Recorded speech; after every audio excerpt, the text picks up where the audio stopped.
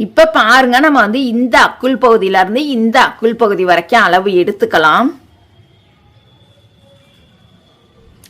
கரெக்டா பாருங்க, back side 19 inch வருது. பேக் சைடு 19 இன்ச் வருது அப்படின்னா ஃப்ரண்ட்லயுமே நம்மளுக்கு 19 இன்ச் தான் வரும். அப்ப 19 நம்மளுக்கு டோட்டல் பாத்தீங்கன்னா 38. அப்ப இந்த பிளவுஸோட சைஸ் நம்மளுக்கு 38 இன்ச்.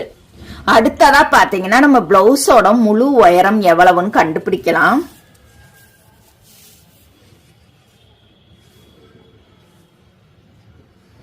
கரெக்டா பாருங்க, ஷோல்டர்ல இருந்து கரெக்டா வச்சுக்கலாம்.